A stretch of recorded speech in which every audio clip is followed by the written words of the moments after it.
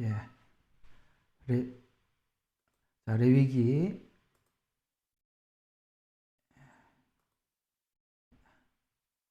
4장 1절에서 7절. 이게 킹제임스 성경이 조금 어렵게 돼 있었어요. 지금은 좀 개역 개정으로 제가 한번 읽어 드리겠습니다. 내용이 좀 이해가 하기가 쉽지 않아요. 근데 이게 개역 개정은 조금 우리가 이해하기 쉽게 좀 적어서 제가 이걸로 한번 봉독해 드리겠습니다. 4장 1절. 여호와께서 모세에게 말씀하여 이르시되 이스라엘 자손에게 말하여 이르라. 누구든지 여호와의 계명 중 하나라도 그릇 범하였으되 만일 기름 부음 받은 제사장이 범죄하여 백성의 허물이 되었으면 그가 범한 죄로 말미암아 흠없는 수송아지로 속죄 제물을 삼아 여호와께 드릴지니 그 수송아지의 회막문 여호와 앞으로 끌어다가 그 송아지의 머리에 안수하고 그것을 여호와 앞에서 잡을 것이요 기름 부음을 받은 제사장은 그 수송아지의 피를 가지고 회막에 들어가서 그 제사장의 손가락에 그 피를 찍어 여호와 앞 곧 성소 휘장 앞에 7번 뿌릴 것이며 제사장은 또 그 피를 여호와 앞 회막 안 향단 뿔들에 바르고 그 송아지의 피 전부를 회막문 앞 번제단 밑에 쏟을 것이며. 성막을 아직 공부를 안 하신 분들은 여기 나오는 이런 명칭들이 뭔가 이런 생각이 드시겠습니다만, 그러나 이거 끝나고 바로 성막을 할 거거든요. 그러니까 여기 있는 이름이라도 좀 기억해 두시면 좋겠어요. 여기에 나오는 이름 몇 가지가 이런 이름들이 나옵니다. 자, 피를 가지고 어디에다가 뿌리라고 했냐면은 6절을 보면 성소 휘장 앞에 7번 뿌릴 거죠. 휘장이라는 말, 성소 휘장. 이제 나중에 성막하면서 이 성소 휘장은 굉장히 중요하게 나오는 말이에요. 예수님 십자가에 운명하실 때 성소 휘장이 위로부터 아래까지 찢어졌다라는 그 휘장이 이 휘장입니다. 그래서 성소와 지성소를 구분하는 커튼과 같은 역할을 하는 것인데, 그것이 위에서 아래로 찢어졌다는 이 말이 굉장히 중요해요. 우리가 사람이 찢으면 아래에서 위로 찢어지죠. 하나님이 찢으셨다 이런 이야기입니다. 그 성소 휘장이라는 말, 거기다 7번이라는 말도 완전수 이런 의미에서 기억해 두시고, 그 다음에 7절에 보면 그 피를 여호와 앞 회막 안에 향단 뿔에 바르고라는 이 향단이라는 이 단어도 기억해 두시면 되겠습니다. 그래서 이 향단이라는 이 말은 나중에 이제 성막에 가면 분향단이라고 있어요. 그 기도하는 곳입니다. 제사장이 거기다가 그 분향단도 뿔이 4개가 있어요. 그 뿔에다가 사면에 발라라 이렇게 말하고 있어요. 이런 단어들을 알고 계시면 나중에 좋겠죠. 그 다음에 회막문 앞 번제단에 쏟을 것이요. 여기도 이제 번제단도 뿔이 4개가 있어요. 이게 성막 안에 뿔이 있는 곳이 2군데가 있어요. 번제단이 있고 그 다음에 분향단, 이 2군데가 바로 그것이 있는 것인데요. 거기다 피를 바르라고 했지 않습니까?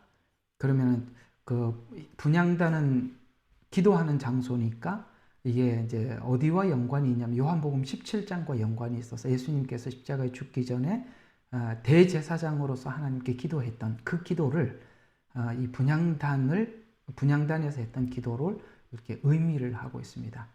그리고 이제 모든 피는 번제단에 쏟으라라고 말하는 이 번제단은 예수님께서 십자가에 죽으신 십자가를 상징하고 있습니다. 이제 나중에 성막을 하면 이거 다 해드리겠습니다. 성막을 하면 이제 다 이제 클리어하게 나타나는데, 지금은 이제 주제가 제사론이다 보니까 성막 갖다가 이렇게 2개를 왔다 갔다 할 수가 없어요. 그렇게 하면은 여러분들이 더 어려워져요. 그러니까 제사할 때는 제사를 따로 구별하고, 그 다음에 성막을 할 때는 성막을 따로 구별을 하지 않으면 막 둘이 막 뭔 이야기인지 나중에 막 헷갈리니까 지금은 제사만 하고 나중에 성막을 다시 하면서 그때 한번 다시 슬쩍슬쩍 이 제사가 이렇게 복습이 될 거예요.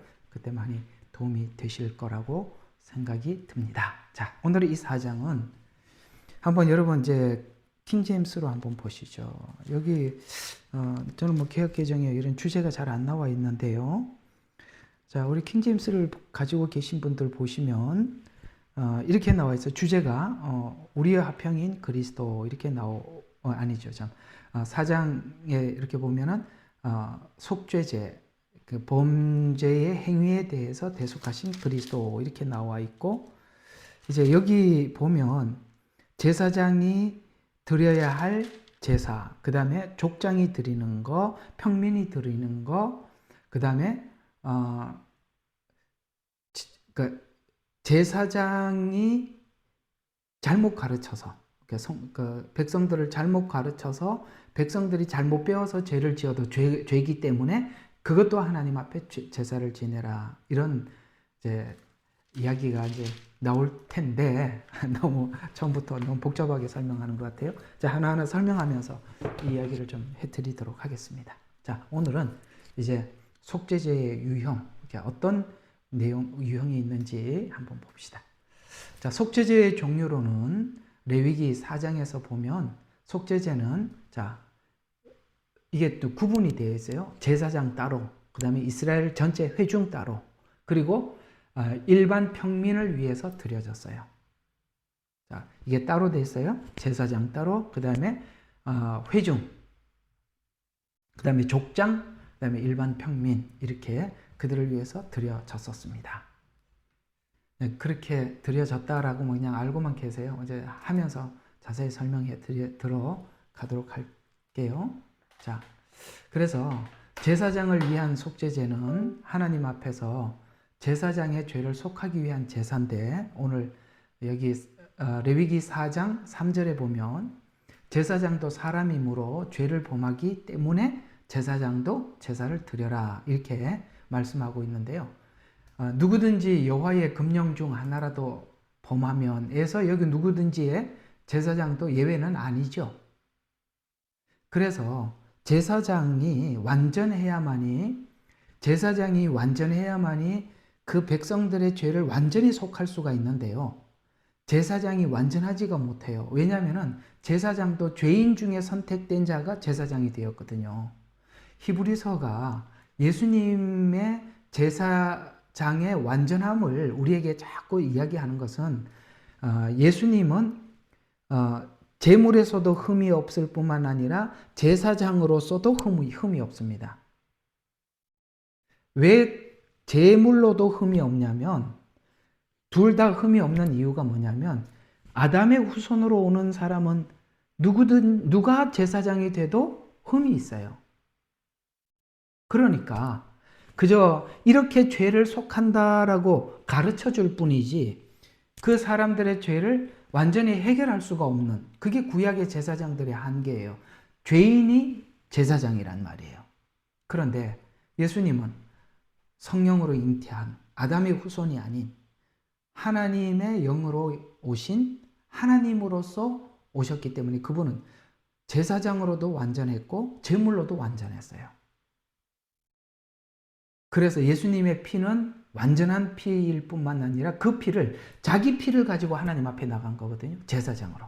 제사장은 피를 가지고 하나님 앞에 나가는데 예수님은 자기 피를 가지고 나가고 자기 자신이 제사장이 되셔서 하나님께 나가는 거예요. 이게 히브리서가 우리에게 설명해 주려고 하는 가장 중요한 요점입니다. 그래서 히브리서에 보면 뭐 제사장, 너희에게 제사장이 있다, 그의 피는 완전하다, 한 번 그 속죄한 피로서 우리가 영원한 구속을 받았다, 이런 말들을 우리에게 쭉 풀어서 설명을 해 가고 있는 것이죠. 그런데 자, 여기 보면 이게 그 족장이 드리는 제물과 제사장이 드리는 제물에 차이가 있다는 걸 볼 수 있어요. 자, 한번 봐요. 제사장은 백성에게까지 크게 미침으로 그 어떤 죄의 영향력이 크게 미치지 않습니까? 그렇죠? 그래서 그는 수송아지 한 마리를 속죄제로 하나님께 바쳐야만 했었어요. 제사장은요, 내가 죄를 지었으니까 하나님, 저는 수송아지 너무 비싸서 못하겠어요. 저 그냥 순양 한 마리 할게요. 그거 안 된다 이 말이에요. 왜요? 그 제사장의 죄는 모든 사람들에게 그 죄의 영향이 크지요. 그러니까 성도들이 그런 이야기 하잖아요. 아유, 목사님도 그러는데 제가 뭐 그렇게 거룩하게 살겠습니까? 그죠? 목사님이 어떤 거룩한 삶에 대한 그게 빈도가 낮아지면 성도들은 거기에 자유함을 얻지요. 그래서 이 제사장이 된다는 것은 그저 말씀만 전하는 것을 넘어서서 그 삶의 거룩함과 정결함이 성도들에게 본이 되어야 하기 때문에 오늘 이 소를 드리라는 것은 이런 의미를 가지고 있습니다. 네가 짓는 작은 죄라 할지라도 그 죄의 영향은 너무나도 크다. 이렇게 우리에게 얘기를 해주고 있는 이야기죠. 그래서 죄로 인해서 백성에게 죄얼이라는 말은 우리가 잘 안 쓰는 단어인데 이게 한자에서 나온 말이거든요. 이 죄얼이라는 말은 죄를 그러니까 유전으로 이어지는, 그러니까 죄가 이렇게 전가 되는 이해가 가요? 그러니까 예를 들어서 아까 말씀드린 것처럼 목사님도 이렇게 살았기 때문에 나도 그렇게 사는 게 내가 무슨 양심에 그분도 그렇게 못 살게 이렇게 살아도 괜찮다고 말했는데 그래서 내가 이렇게 삽니다. 라는 이게 죄얼이라는 거예요. 이해가 가요? 지금 우리 평신도들이 그래 재밌는 이야기를 하더라고요. 아유, 제가 어떻게 목사님이나 장로님보다 더 거룩하게 살겠습니까? 그저 목사님하고 장로님이 이 정도 사시니까 저도 막 거기에 그보다는 조금 못 미치게 그래도 그래야 그분들이 좀 그 마음에 부담이 덜어지지요. 그래서 제가 목사님과 사모님이 이렇게 아니 목사님이나 장로님이 이렇게 사시니까 제가 이 정도까지만 살겠습니다. 라고 이제 성도들이 그렇게 이야기하듯이 이게 바로 죄얼이라는 거예요. 그래서 죄의 유전으로 이어지는 혹은 그 죄의 영향을 끼치는 그래서 그런 일을 했을 때도 하나님 앞에 마찬가지로 그렇게 수송아지 한 마리를 드려야 한다. 왜냐하면 제사장은 자신뿐만 아니라 그에게 맡겨진 백성이 있다는 사실을 알아야 하기 때문에 그런 것입니다. 그래서 지도자의 생활이 성결해야 하는 이유는 수송아지를 드린다는 것은 크잖아요. 성결해야 되는 이유는 그 삶이 큰 영향을 주기 때문에 그 예가 뭐냐면 여러분 그 출애굽기 32장 4장 이쪽 부분에 보면 그 아론의 금송아지 사건이 바로 그것입니다. 백성들이 아론에게 요구를 했을 때 아론이 거부를 하면 백성들이 그걸 진행을 할 수가 없었겠죠. 그런데 아론이 그걸 허락을 했기 때문에 금송아지를 만든 거 아닙니까? 그래서 그게 바로 죄얼이라는 거예요. 그래서 그것이 바로 이스라엘 백성들에게 많은 영향을 주었었죠.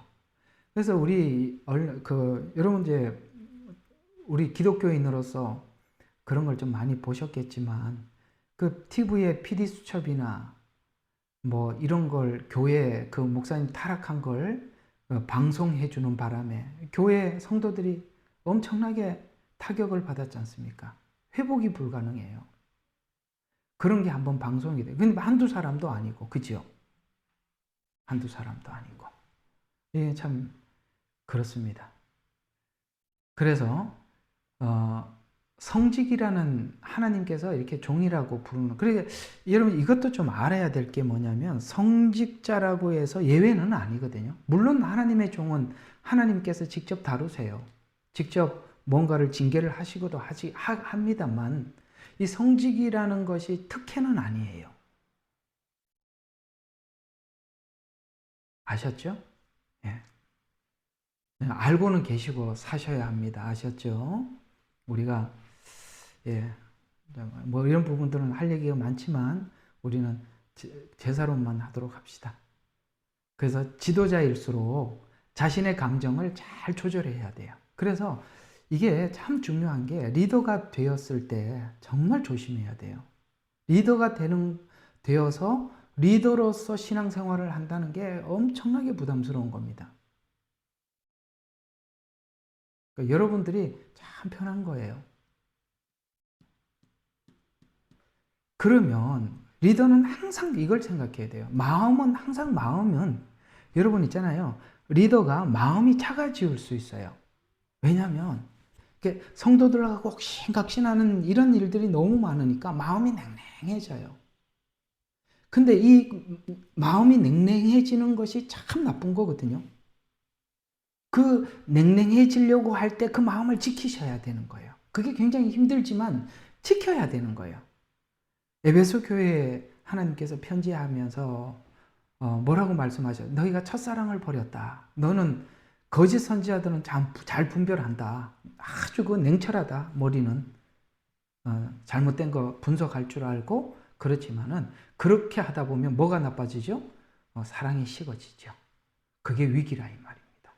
가슴이 뜨거워야 하고 그러나 아주 머리는 냉철하게 차가워서 자기 자신에 대해서 선명하게 비평할 줄 알아야 됩니다. 아시겠죠? 네. 사람들이 칭찬하는데 절대 빠지지 마세요. 저는 여러분들 감사합니다 그러면 네 고맙습니다 하고 대답은 하지만 잊어버립니다. 그거 마음에 두면 큰일 납니다. 네. 네. 앞으로 여러분 하나님께서 훗날 어떤 리더로 쓰실지 모르겠지만 오늘 이 말씀 잘 기억해 두시기 바랍니다. 아시겠죠? 사람들이 칭찬한다고 그게 여러분의 모습이 아닙니다. 속으면 안 돼요. 그래도 고맙습니다. 그런 소리 하지 마세요. 그것도 너무 거짓말 같아요. 고맙다는 건 뭘 또, 아유, 저는 그렇지 않습니다. 그건 자기 신앙이고. 그 고맙다는 사람 얼마나 민망하겠어. 그건 저는 그렇게 생각해요. 그렇게 또, 아유, 그런 소리 하지 마. 그 사람 또 틀린 거는 아닌데, 저는 그렇다 이 말이에요. 제 이야기 하는 겁니다. 고마운 건 고맙습니다라고 표현도 여러분들이 해야 은혜가 돼요. 그러나 그 말에 빠지지는 마라 이런 이야기예요. 자, 또 대중에 따라 결정하지 마라. 그래서 냉정하라는 거예요. 대중에 따라 결정하지 마라. 누가 기뻐하는 하나님의 의중에 따라야 하는 거예요. 이게 바로 지도자가 가져야 될 정말 그러니까 잃지 말아야 할 자기의 상태입니다. 자, 그래서 오늘 이 수송아지를 드린다는 것은 너의 책임이 그만큼 막중하다라는 의미를 우리에게 전해주고 있죠. 자, 두 번째 4장 13절부터 21절까지는 이제 그 이스라엘 회중도 죄를 짓잖아요. 이게 전체가. 여러분 죄가 전체로 다 퍼져버리면 그 전체가 똑같은 죄를 짓잖아요. 그래서 이게 이제 다 목양하고 또 연관이 있는 건데, 그 교회 목사님이 죄에 대한 인식이 어느 정도냐 이거죠. 죄에 대한 인식이. 그걸 무한하게 풀어줘 버리면 회중들은 금방 죄는 아주 빠르게 확산되고 빨리 정착하잖아요. 그렇죠? 근데 그 죄 가운데 빠져나와서 우리가 의로 탈바꿈하는 데는 여러분 예수님께서 예루살렘에서 제사를 유월절을 지키고 이렇게 그 당시는 예를 들어 베들레헴 사는 사람들, 엠마오 사는 사람들 이런 사람들이 예루살렘에 예배하러 왔다가 유월절을 지키러 왔다가 절기를 지키러 왔다가 돌아갈 때는 그냥 그 마을 사람들이 같이 이렇게 섞여서 갔어요. 근데 3일 길을 내려가서 예수님이 같이 그 무리 속에 온 줄 알았는데 안 보여가지고 하루길인가? 근데 3일 길을 찾잖아요. 그게 무슨 말이냐면 우리는 잃어버리는 데는 잠시예요. 회복은 굉장히 힘든 거예요. 그러니까 우리가 그런 경험들이 있을 거예요. 잃어버린 경험들이 있을 거예요. 그리고 그걸 회복하는데 고생한 걸 한 게 있을 거예요. 그러면 우리가 어떤 생각을 가지게 되냐면, 이게 잃어버리고 회복하는 게 이렇게 힘드니까 우리가 잃어버리지는 말아야 된다라는 이런 생각이 여러분 저절로 들지 않으세요? 그게 회복이 얼마나 어려운 줄 알면. 그래서 이 회중들의 죄는 빠르게 확산됩니다. 자, 그래서 이 교회 지도자들의 잘못으로 교회 전체가 타락할 수도 있어요. 그러나 이런 게 있습니다. 그거는 이거 목사님이 잘못 가르쳐서, 교회 지도자가 잘못 가르쳐서 했으니까 나한테 책임이 없어. 아니라 이 말이에요. 회중들이 죄를 지었을 때도 그 죄값에 뭐를 한다는 게 하나님 앞에 그걸 뭡니까? 속죄하라고 분명히 말씀하셨어요. 아셨죠? 예. 아론만 잘못한 게 아니죠. 그 백성들도 함께 잘못하는 거잖아요. 나중에 아론 당신 책임이야. 이렇게 하지 말라는 거죠. 그래서 교회 지도자의 잘못으로 지은 죄를 위해 속죄의 길을 열어놓았는데 이것도 똑같이 회중이니까 무게가 앞에 제사장과 같은 무게를 가져요. 그래서 수송아지를 바쳐야 한다. 기억하세요? 자, 지도자가 잘못했을 때는 뭘로? 수송아지로. 회중이 잘못했을 때도 수송아지. 지금 이 짐승들의 수송아지냐 순양은 뭘 의미하는? 죄의 무게를 의미하는 거예요. 죄의 무게. 자, 그러면 족장들이라고 한다면 요즘 이렇게 그 이스라엘 구조를 보면 족장은 우리로 표현하면은 좀 종교, 그러니까 정치 지도자들. 왜냐하면 이것도 하나의 지도자거든요. 그 족장의 장이니까요. 그러면 족장들을 위한 속죄제는 백성의 지도자들을 위한 속죄제인데 족장은 종족의 우두머리로서 대표자, 가족, 어른이라는 뜻이에요. 그들이 죄를 지었을 때 족장의 제물로는 수염소로 이 속죄제를 드리라라고 했어요. 좀 다르지요. 앞에는 수송아지인데. 왜 그랬냐면 이 제사장이 속죄로 드릴 제물보다 질이 낮은 이유는 족장의 어떤 직분이라도 제사장의 권위에 미치지 못한다는 것이에요. 무슨 말이냐면 보통 세상 구조는, 잘 들어봐요. 세상 구조는 정치인들이 백성을 다스립니다. 그렇죠? 이 세상 구조는. 그러나 하나님 나라 구조는 제사장이 그 백성들을 다스리는 거예요. 이게 바로 신정정치라는 거예요. 다윗이 훌륭한 왕이라는 말의 뜻에는 뭐가 있냐면 다윗 옆에는 아주 충성스러운 하나님의 종들이 있었다는 뜻이에요. 그 중에 어떤 종이 있었죠? 나단이라는 종이 있었죠. 여러분, 그때 다윗이 밧세바와 간음한 사건을 하나님께서 나단에게 알려주셨어요. 여러분, 그거 말하기가 쉬운 게 아니에요. 그러나 그 말을 똑바로 해줄 수 있었던 나단이 있었기 때문에 다윗이 그렇게 성군이 될 수 있었던 거예요. 여러분 주변에도 여러분의 지도자가 정말 바른 말을 할 줄 아는 사람이 여러분 앞에 있는 것이 그게 복이에요. 그런 얘기를 들어서 기분 나쁜 게 아니라 고마운 거죠. 그런 분이 옆에 있어주는 것이. 그래서 이런 의미를 가지고 있는데 세속적인 지위는 결코 제사장의 지위보다는 높지 못하다라는 차원에서 숫염소를 드려라 이렇게 말씀하고 있습니다. 자, 그러면 일반 평민들은 예외냐? 다 드리라고 했어요. 왜요? 우리가 죄 용서는 누구나 받아야 되는 거거든요. 그래서 일반 평민들을 위한 속죄제는 4장 27절에 나와 있어요. 자, 그들은 암염소나 암양이라고 했습니다. 아까는 숫염소라고 했는데 여기는 그러니까 암염소나 암양이라고 했어요. 자, 그러면 아무리 낮은 평민이라 할지라도 범한 죄에 대해서는 면제되지 않는다는 것입니다. 그러면 그 백성들 중에서도 암양이나 암염소를 드릴 만한 형편이 안 되는 사람도 있어요. 있죠? 그래서 평민이 제사장이나 온 회중이나 족장의 수준은 아니라 할지라도 자기 힘에 미치는, 만약에 암염소나 암양을 드리지 못한다면 비둘기라도 드려라. 근데 또 비둘기도 못 드리는 사람이 있어요. 그런 사람은 산비둘기도 드릴 힘이 미치지 못하면 고운 가루 10분의 1 그거라도 드리라 이 말이에요. 지금 왜 이렇게 필연적으로 반드시 드리라는 이야기냐면 여기에 어느 누구도 속죄제에 예외는 없다는 거예요. 왜요? 이 속죄제는 뭘 설명하고 있죠? 우리 예수님의 피로만 구원을 받는다는 그 복음을 전하고 있잖아요. 이 세상에는 예수님의 피가 필요하지 않는 사람은 단 한 명도 없어요. 그래서 산비둘기 힘도 못 미치면 고운 가루 10분의 1이라도 들여서 속죄 제물을 드리라라고 이야기를 합니다.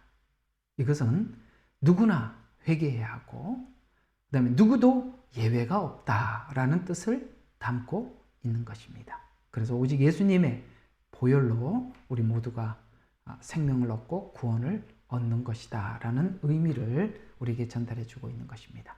또 성소 안에 있는 분향단의 뿔에 바르는 피는 회중을 위해서 바르는 피고, 그러니까 회중을 위해서 바르는 피고, 번제단 밑에 쏟은 피는 개별적인 영적 교제를 위해서 드리는 피예요.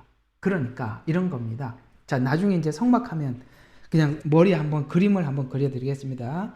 성막 문을 열었습니다. 열면은 가장 먼저 보이는 게 번제단이에요. 우리가 딱 교회에 와서 가장 처음에 만나는 게 뭐죠? 예수님 십자가의 죽음이죠. 번제단이죠. 번제단을 지나면 그 다음에 물두멍이 있어요. 그러니까 손을 씻는 물을 담아놓은 물두멍이 있어요. 그러니까 구원받은 자들은 물두멍, 성화, 거룩한 삶을 사는 거예요.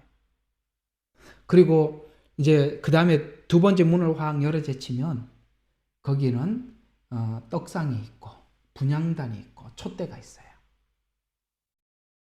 그래서 촛대는 빛된 삶을 의미하고 있고 분향단은 기도를 의미하고 있고 떡상은 말씀을 의미하는 거예요. 이제 구원받은 우리들은 세상에 빛된 삶을 살아야 하며 기도하는 삶을 살아야 하고 아시겠죠? 예. 하나님의 말씀을 가지고 사는 삶을 사는 것입니다. 그래서 이 번제단은 개인적인 예수님 십자가를 통해서 주님을 만나는 만남을 우리에게 설명하는 것이라면은 이 분향단은 아까 회중이 죄를 지었을 때 피를 바르라고 그랬잖아요. 그래서 이 단체 회제 그래서 요 분향단의 피를 바르는 거는 1년에 한 번 대속죄일 날만 바르게 되어 있어요. 일단은 그렇게만 알고 계시죠. 나중에 성막하면서 다시 설명을 해드리겠습니다. 일단은 개념만 잡아주시기를 바랍니다. 자, 두 번째, 각 속죄 제물이 되시는, 자, 여기 이제 속죄 제물은 소송아지나 암양이나 암염소나 순양이나 비둘기나 고운 가루 10분의 1이나 전부 다 뭘 의미하느냐? 예수님을 상징하고 있죠. 그러면 예수님의 어떤 부분을 상징하는지 일단 상징성에 대해서 살펴보도록 하겠습니다. 예수님은 소. 여러분 베세메스로 가는 소 아시죠? 번제 성막 하나님의 그렇죠? 예, 그걸 소 수레에다 싣고 가고 그다음에 그 새끼들과 헤어지고 결국은 다 옮기고 어떻게 했습니까?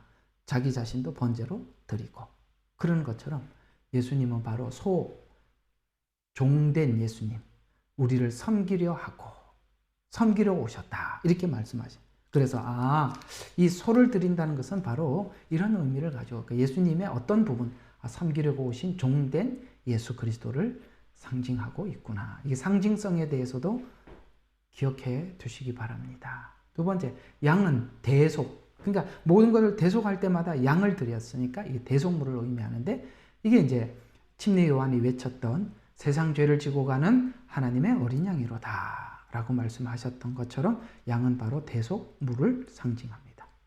염소는 속죄 제물이죠. 염소 그러면 가장 우리가 기억나는 게 아사셀 염소를 기억하게 되겠죠. 비둘기는 성경의 정결. 제가 요 다 적어 놓으시고 외우셔야 돼요. 이거 구구단 외우듯이 외우셔야 돼요. 이게 다 상징성은 꼭 알고 있어야 돼요. 비둘기하고 쓱 지나가면 안 되지. 비둘기가 뭘 의미하는지도 모르고 지나가 버리면 곤란하죠.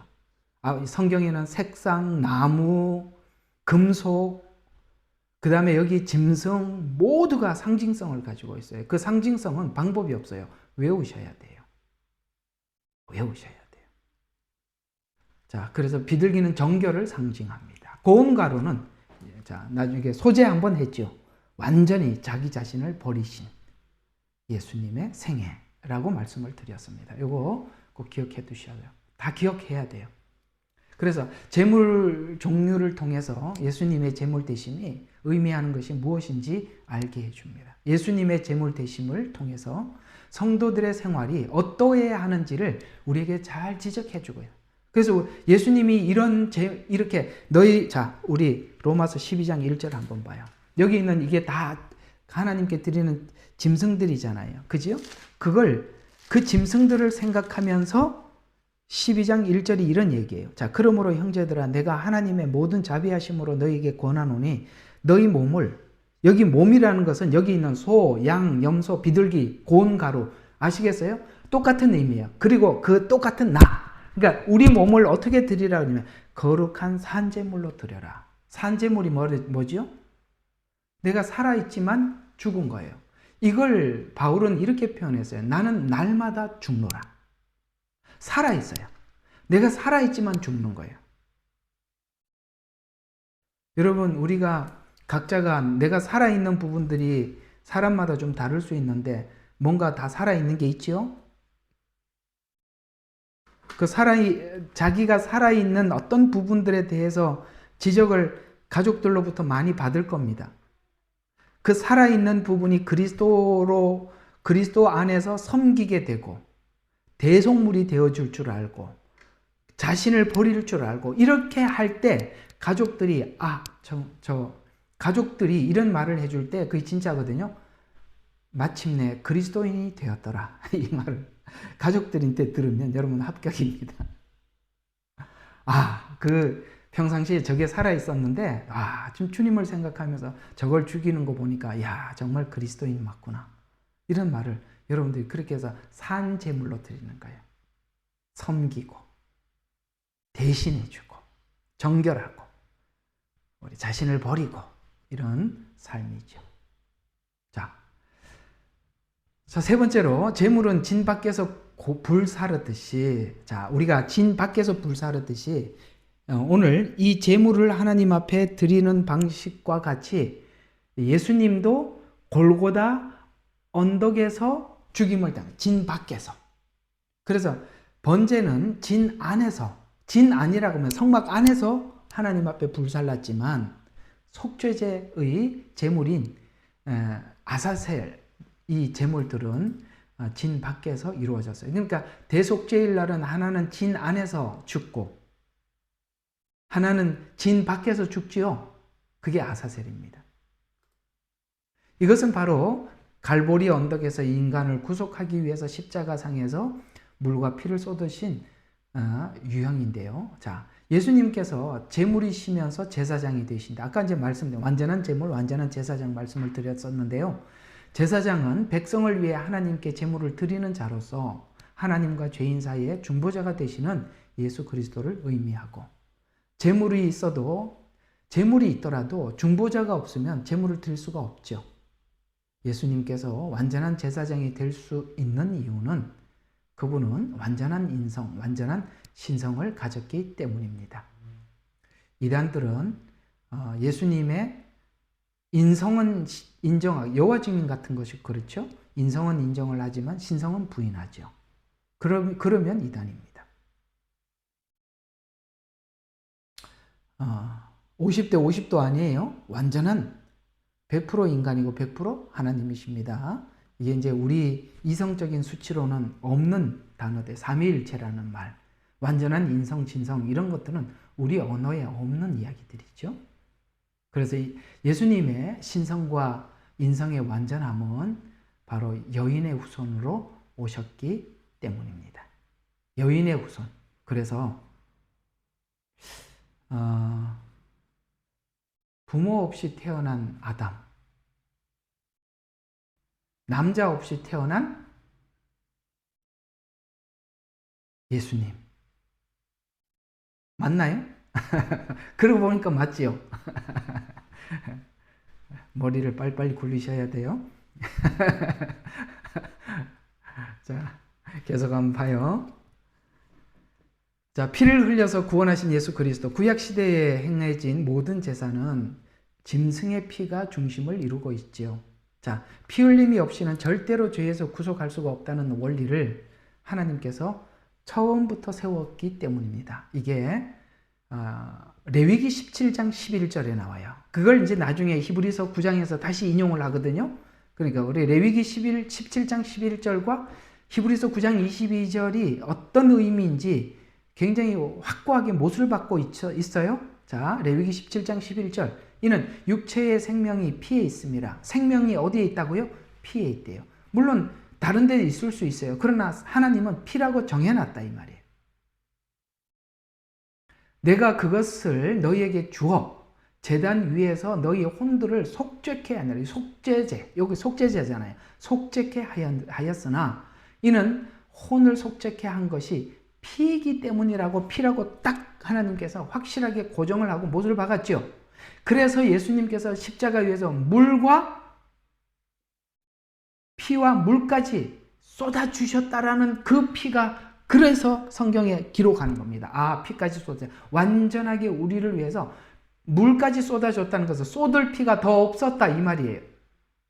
물이 나오더라는 말은 쏟을 피가 더 없었더라 이런 뜻이죠.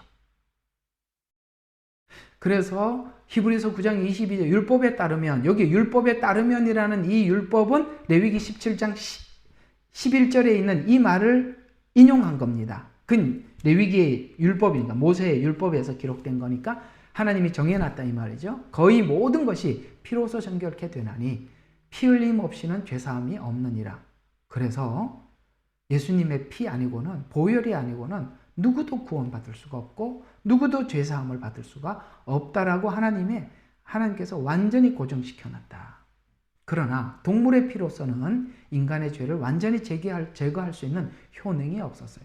하나님께서 받으실 만한 유일한 피는 죄가 없으신 하나님의 아들 십자가 위에서 흘린 보혈. 그래서 예수님의 피를 보혈이라 이렇게 말씀하고 있는 것입니다.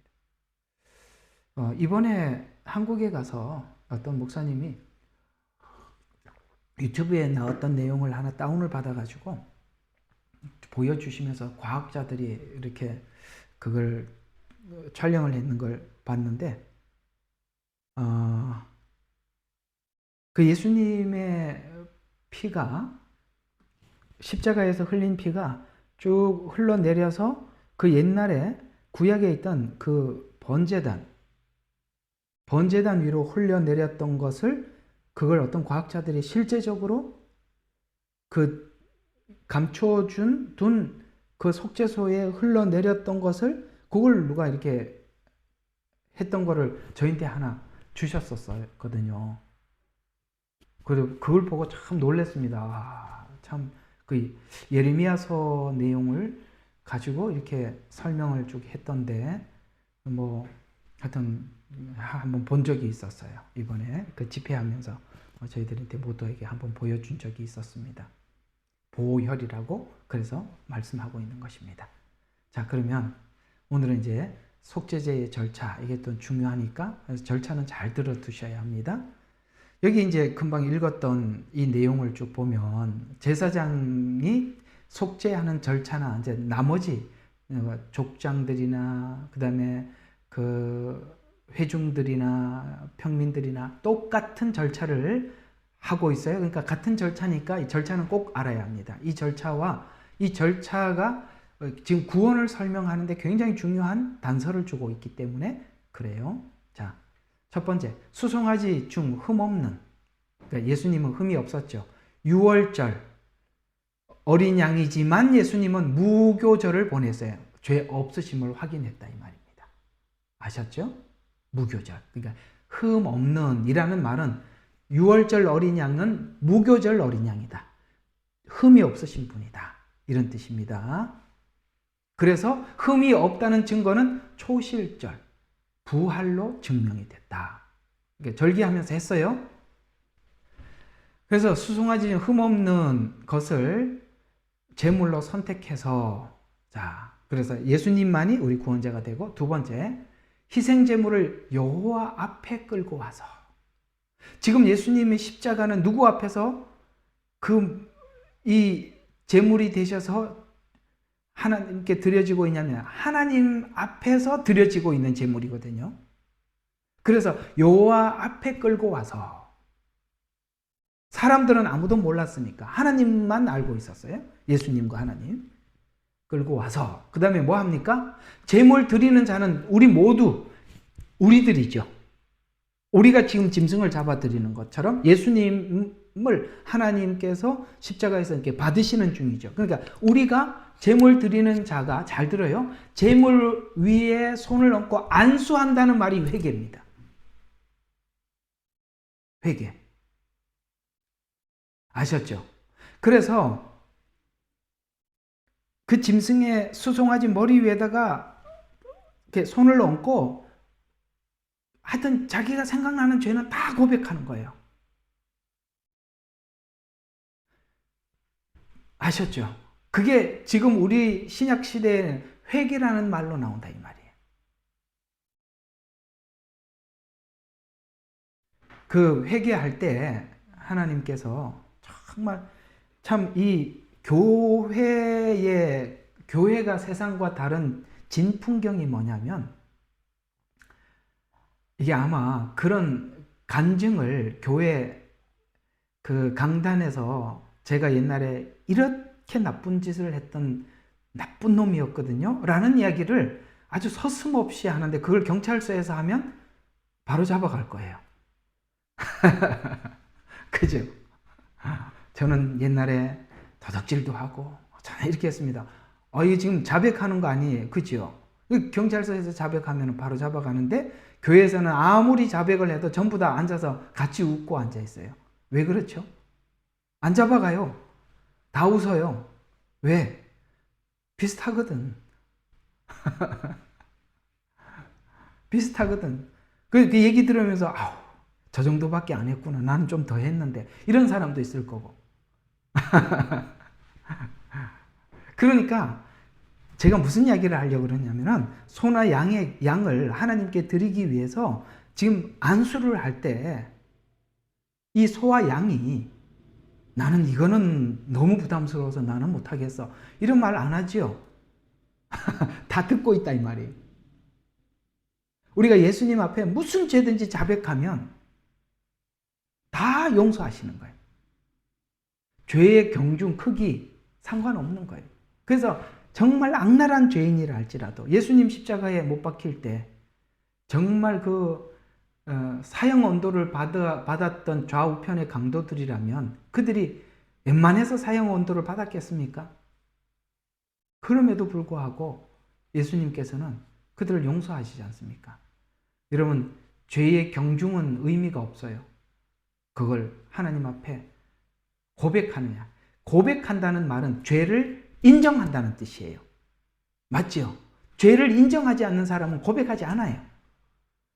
인정을 넘어서서 주님께 고백을 하면 주님이 우리 보고 뭐라고 하면서 돌려보내는지 아십니까? 그게 간음하다 현장에 잡혀온 여인에게 뭐라고 말했습니까? 나도 너를 정죄하지 않다. 지금은 정죄하지 않는다. 그러나 주님이 재림하셨을 때는 정죄해요. 그러나 지금은 정죄하지 않는다는 거예요. 그리고 우리 보고 뭐라고 부탁하셨냐면, 얘야, 그 죄가 반복되지 않도록 다시는 죄를 짓지 마라. 이 말에 우리는 명심하고 돌아간 사람들이에요. 맞죠? 우리가 회개하고 용서함을 받고 난 이후에 다시는 죄를 짓지 말라는 말을 가슴속 깊이 새기고 돌아온 사람들 아닙니까? 그래서 로마서에서는 이 말씀을 이렇게 표현했어요. 너희가 은혜를 더 받기 위해서 죄에 거하겠느냐? 왜? 그러니까 죄 때문에 은혜를 받은 거거든요. 그러니까 은혜를 더 받자고 앞으로 죄를 더 지으려냐? 이렇게 하면 결코 그럴 수 없느니라. 그렇게 된 사람들, 그게 바로 구원받은 사람들의 진짜 모습이에요. 그래서 희생제물을 요 앞에 잡았고, 그 다음에 다섯 번째, 제사장은 그 피를 가지고 회막 안으로 들어와서 손가락으로 피를 찍어서 여호와 앞 곧 성소 앞 휘장에 7번 뿌리고, 이거 이제 나중에 휘장 이야기 해드리겠습니다. 그 후에 분향단에 뿔에 바르고 나머지 피는 번제단의 밑에 부었다. 이게 뭐죠? 여기 분향단에 뿔에 바른다는 것은 요한복음 17장의 대제사장 중보기도를 이야기하는 것이고, 휘장에 뿔이 뿌려졌다라는 것은 십자가에서 흘린 피를 의미하는 겁니다. 이게 다 신약에 와서 예수님 사역을 지금 모형적으로 설명해 주고 있는 거예요. 그 다음 6번째, 내장의 모든 기름과 두 콩팥은 함께 쪄져. 기름, 콩팥은 기름, 하나는 콩팥은 피를 생성하는 곳이에요. 그래서 콩팥이 왜 등장하느냐? 피 때문에 등장하는 거거든요. 그래서 콩팥과 함께 번제단 위에서 놓고서 불사르며 그 나머지 부분이, 자, 여기서부터 이제 우리가 잘 기억해야 될 게 7번째 이거예요. 자, 그렇게 하나님께 드릴 것은 기름과 콩팥인데 그 나머지 것들이 있잖아요. 그죠? 그 짐승을 하나님 앞에 드리는데 그 나머지 것들 중에서, 자, 나머지 부분인 가죽, 고기, 머리, 다리, 내장, 똥, 이런 것들은 어떻게 하는지, 바깥에 재버리는 곳에 가져다가 나무에 올려놓고 불살랐다. 이게 무슨 말이냐? 이제는 죄 용서함을 받은 우리들은 옛 모습을, 이제는 가죽을 버려야 돼. 여러분, 우리 성화의 가장 장애물이 되는 게 뭐냐면 이중성이에요.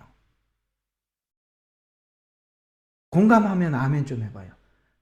이중성이에요. 내가 나 자신을 속이는 게 성화의 가장 장애물이에요. 내가 나를 속이지 않을 때부터 성화가 시작되는 거예요. 내가 나에게 거짓말을 하지 말아야 돼. 그게 가죽이에요. 가죽은요, 버려야 돼요. 가죽부터 벗겨야 되는 거예요. 그 다음에 뭐죠? 모든 고기. 그리스도 예수의 사람들은 정과 욕심을 십자가에 못 박았다 그랬습니다. 여러분, 정이 먼저예요? 욕심이 먼저예요? 정은 사람과의 관계예요. 그렇죠? 욕심은 내 안에 있는 거예요. 여러분, 사람과의 관계보다 하나님이 더 중요하면 안 되겠죠? 내 욕심보다 하나님의 말씀이 더 중요하면 안 되겠죠? 우리가 하나님의 말씀을 따라가는데 걸림돌이 뭐냐면 사람들과 사람들의 관계 때문에 하나님의 말씀대로 이렇게 살려고 하는 것을 이렇게 눈 감아 버리는 거예요. 정의예요. 또 하나는 내가 내 안에 가지고 있는 탐욕과 욕심이 하나님의 말씀을 순종하지 못하게 해요. 그 그래서 모든 고기, 그 다음에 머리, 이렇게 하다 보면 머리를 잘라야 되거든요. 그래서 생각. 지금 우리가 기도하는 게 뭐지요? 하나님 옛날 모습 고쳐주세요. 하나님, 인간관계나 내 욕심보다 하나님이 더 소중하게 해주세요. 우리 기도하는 거 다 그런 내용들이잖아요. 하나님, 내 생각보다 하나님의 생각으로 내가 가득 차게 해주세요. 다리, 우리가 어긋난 다른 길로 갔던 거. 내장, 이 모든 것을 먹고 난 뒤에 지저분한 것들이 이렇게 쌓여 있는 곳이죠. 그렇죠? 우리가 지금 옛날부터 축적된 것들. 똥, 생명을 받은 것을, 이게 무슨 말이냐면 우리가 음식을 먹는다는 것은 내가 지금 에너지를 얻기 위해서 먹었잖아요. 그렇죠? 먹었는데 끝에는 똥으로 나가는 거잖아요. 이게 뭐냐면, 이게 똥은 지금까지 하나님 앞에 올바르게 살지 못한 결과물들, 똥에 모여있다 이 말이에요. 참 성경도 참 이게 상징적으로 보니까 참 놀랍지 않습니까? 야, 이렇게 담아두었으니 이게 하나님께서 이런 걸 안 열어주면 어떻게 알겠어요? 그러니까 우리 모두가 지금 몸부림치고 매일매일 우리가 실험하는 게 여기 7번째, 여기 나와 있는 것들이에요. 그렇죠? 하나님, 옛 모습 감춰주세요. 이제는 사람과의 관계보다 하나님이 더 소중하게 해주세요. 내 머리의 생각은 하나님의 생각으로 가득 차게 해주세요. 이제는 우리가 죄의 길로 가지 않게 해주세요. 그 다음에 내 속에 있는 가득 찬 옛날에 내가 인간적으로 채웠던 것들, 지식으로 채웠던 것들, 그 내장이 가득 차 있고, 그렇죠? 쓸모없는 똥으로 빠져나와 있는 거 하나님 다 버리게 해줘. 그래서 이거 전부 다 뭐 하라고요? 짐 밖에 가다 다 버려, 불살르래요. 그게 우리가 지금 매일매일 기도하는 기도 제목들이에요. 오늘 이걸 좀 놓고, 이런 게 얼마나 중요한 기도 제목이겠어요. 자, 이스라엘 회중을 위한 속죄의 절차는, 이 절차는 제사장을 위한 절차와 같아요. 그게 회중이니까. 그 장로 제사장은 성소의 향단에 피를 발라야 했고, 평민들은 번제단에서 피를 바른다. 아까 앞에서 말씀을 드렸습니다. 자, 족장들을 위한 절차는 수염사. 이제 아까 이렇게 제사장의 절차나 족장들의 절차가 다 똑같아요. 의미도 같아요. 그래서 그냥 읽고 지나갈게요. 자, 수염소 중에 흠없는 것을 택해서 희생 제물을 안수하고, 그 다음에 여호와 앞에서 제물을 잡고, 그 다음에 피를 손가락에 찍어서 번제단에 바르고, 나머지는 번제단 밑에 쏟고, 그 다음에 기름은 화목제의 희생의 기름같이 단 위에 불살라. 이것은 우리가 취하면, 기름은 항상 뭐라 그랬어요? 공식처럼 외우라 그랬죠. 힘, 피는 생명. 이렇게 외워놓으라 이 말이에요. 기름은 뭐라고요? 힘. 알아야지. 그래야 제가 설교를 빨리 할 수 있어요. 알아야 돼. 자, 그 다음에 평민들을 위한 속죄 절차는 암염소를 중 흠없는 것을 택해서 똑같아요. 안수하고 여호와 앞에 제물을 잡고 번제단에 번제단 뿔에 피를 바르고, 나머지는 전부 다 번제단 밑에 쏟고, 그다음에 모든 기름과 화목제는 번제단에서 불살라다. 같지요? 예, 그래서 아까 제사장에서 자세히 한번 말씀을 드렸어요. 만일 어린 양을 속죄 제물로 드리는 경우에는 흠없는 어린 양을 그다음에 안수하고 하나님 여호와 앞에 잡고 똑같이 하고. 자, 그러면 요거 하나 이제 우리가 요거는 좀 하나 볼 필요가 있어요. 대속이라는 말과 속죄라는 말의 의미가 뭐냐. 근데 이 대속을 할 때는 양을 드리라고 했고, 속죄를 할 때는 염소로 드리는 거거든요. 이게 양을 드리는 것과 염소를 드리는 대속과 속죄의 차이가 뭐냐? 이게 관점의 차이. 어떤 관점? 사람의 관점. 그래서 우리가 볼 때 죄가 없고 하나님 관점에서 대신 벌을 받는다. 그래서 예수님은 지금 대속이면서 속죄 제물이시잖아요. 근데 우리가 예수님을 볼 때 예수님은 어떤 분이세요? 죄가 하나도 없죠. 그럼 여기 뭘로 보이죠? 대속으로 보이죠. 예수님은 죄가 없으신데 죽으시잖아. 근데 하나님이 보실 때는 지금 속죄의 관점에서 보니까 예수님은 죄가 엄청나게 많은 거예요. 그래서 벌을 받는 거예요. 이해가 가세요? 예. 이게 달라요.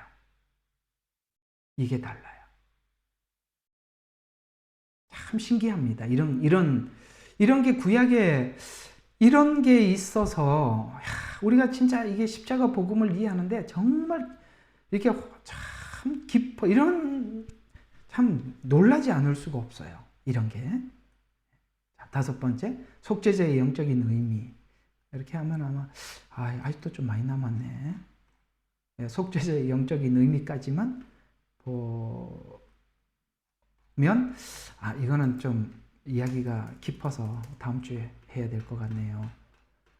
자, 오늘 이야기 좀 정리하고, 벌써 28분이네요. 정리하고 좀 마쳐보도록 하겠습니다. 여러분, 오늘은 그 속죄제를 드리는 방식을 좀 잘 기억해 주시고, 속죄제를 드리는 방식을 잘 기억해 주시고, 속죄제의 제물에서 제사장과 회중이 드리는 수송아지 그 죄의 크기가 다르다는 거, 그것도 좀 잘 기억해 주시고, 그다음에 안수한다는 의미, 우리는 예수님께 모든 죄를 예수님께 맡겼죠.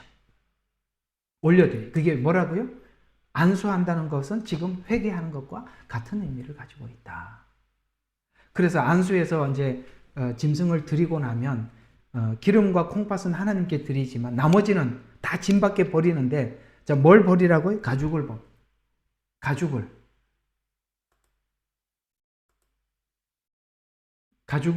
그건 뭐라고? 옛 생각.